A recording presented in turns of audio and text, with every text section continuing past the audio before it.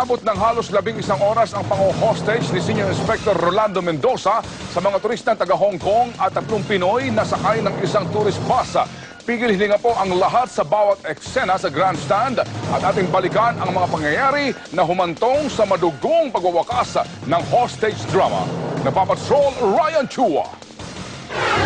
Umaga kanina ng parahin at nakisakay ang nasibak na si Police Inspector Rolando Mendoza sa Hong Thai Travel Bus sa Fort Santiago. Lula ng tourist bus ang may 22 banyaga mula Hong Kong at 3 Pinoy. Kinumander ni Mendoza ang bus at sa gitna ng Quirino Grandstand ipinarada. Alas 10:42 nang pakawalan ng 2 hostage. Maya-maya nagdikit na ng kanyang demand si Mendoza sa windshield ng bus. Gusto niyang ibalik siya sa tungkulin. Alas 11 nang lapitan ni hostage negotiator Police Chief Inspector Romeo Salvador ang bus at nilista ang mga demand ni Mendoza. Lumabas si Mendoza sa estribo ng bus, nakafatig at may sukbit na Armalite.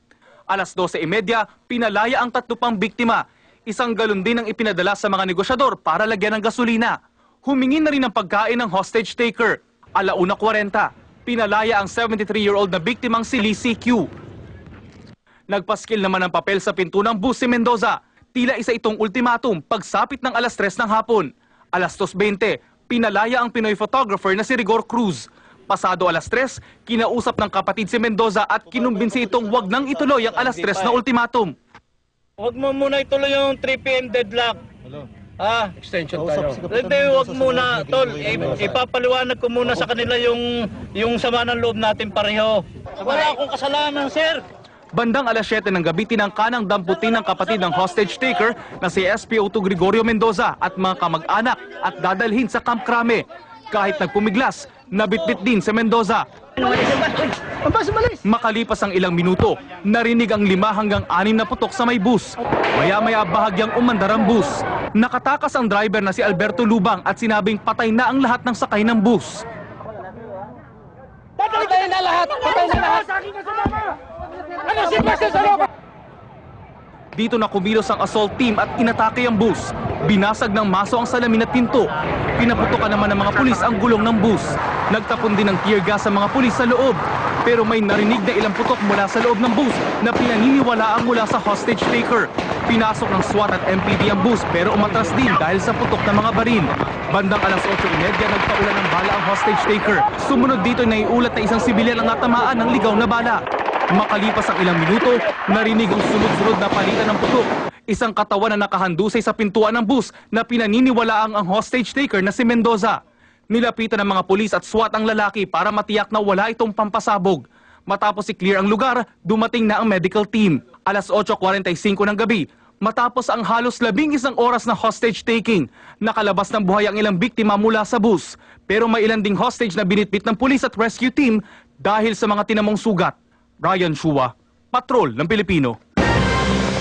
Sa gitna po ng tensyonadong eksena sa Quirino Grandstand kanina, wala po namang nag-aakalang makakatakas ang driver ng bus na nakitang nakaposas pa sa manibela. At live mula sa Luneta Precinct ng pulisya, naandun po si Atom Araulio. Atom? Ted, ang driver ng bus na si Alberto Lubang ang pinakahuling bihag na nakalabas dito sa hinostage na bus bago ito tinuloy ang sinugod ng mga miyembro ng SWAT. Ito pong si Alberto Lubang, ang pang-10 hostage na nakalabas at nagawa raw niya ito sa pamamagitan ng pagtalon sa bintana ng bus ng kanyang makalas ang kanyang posas gamit daw ang isang nail cutter. Nakusap siya ng mga miyembro ng Philippine Red Cross para sa debriefing at kunento niya ang mga nangyari sa loob ng bus bago siya nakatakbo. Ayon sa PRC, pilit daw na ipinabubukas ng sinasabing hostage taker na si Police Senior Inspector Rolando Mendoza ang telebisyon para makita ang nagaganap sa loob ng bus. At nakita raw nito ang naganap na kaguluhan sa labas ng Luneta PCP kung saan dinampot ng mga pulis ang ilan niyang kamag-anak. Dito na raw nagpaulan ng bala sa loob ng bus si Mendoza.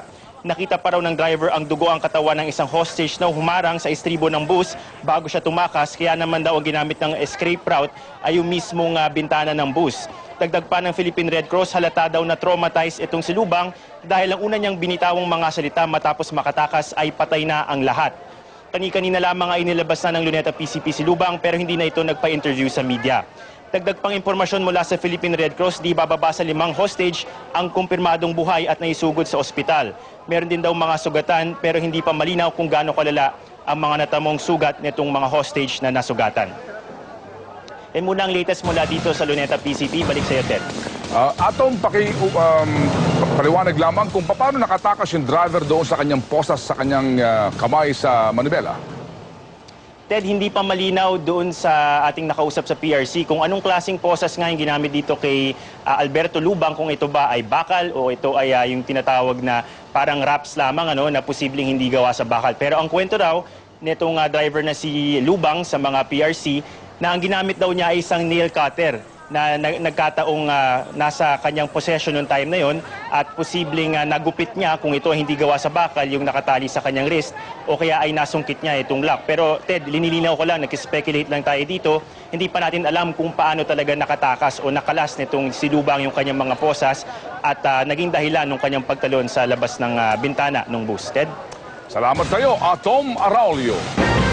At nasa atin po namang telepono ngayon si Manila Metropolitan Trial Court Judge Jimmy Santiago na dati pong hepe ng Manila Police District Special Weapons and Tactics Unit o SWAT. Judge Santiago, good evening, sir. Magandang gabi sa iyo, Ted, sir. Yes, Judge, bilang naging kabahagi po ng ilang mga hostage drama sa nakalipas na mga panahon, ano po ang inyong masasabi sa handling muna ho ng pulis na nangyari ito kanina? Alam niyo, sa isang hostage situation na dapat ang hostage taker ay manatiling kalmado. Dapat ito ay trabaho ng negotiator na mapanatili siya na huwag magpapanik at huwag mag-trigger ng galit sa part ng hostage taker. Sa nangyari kanina, tulad nga ng naiuulat sa television, mukhang ang nag-trigger sa galit ni Mendoza yung pagkaka-aresto dun sa kapatid. Makikita naman natin na nung una, nagre-release pa siya ng nakikipag-negotiate siya at nagre-release ng mga hostage victim niya. At ayon sa balita, umpisa lamang siya magwala nung makita ang pag-arrest sa kapatid niya at sa iba pang kaanak niya. Judge, nung pong inabot na ng dilim ang hostage drama at nagkaroon po ng pagkakataon o kung tawagin po ninyo ay line of sight ang mga miyembro ng SWAT, doon ho bang panahon na yon ay ano ho ang tamang diskarte? Dapat ho ba nagkaroon na po ng desisyon ang SWAT team na magkaroon ng kaparaanan para maitumba ang hostage taker? Alam niyo, sa isang hostage situation, habang nagkakaroon ng negotiation, ang tactical force tulad ng SWAT team ay dapat nasa vantage position na. So habang nakikipag-negotiate ang hostage taker, okay yan, magandang senyalis yan na magbabago ang isip niya at maaari siya sumuko. But then yung tactical force like the snipers, dapat nakakuha na ng vantage position yan. So at any time, even during negotiation at nagpakita na ng violent reaction ang hostage taker, the SWAT team should react. Judge, para po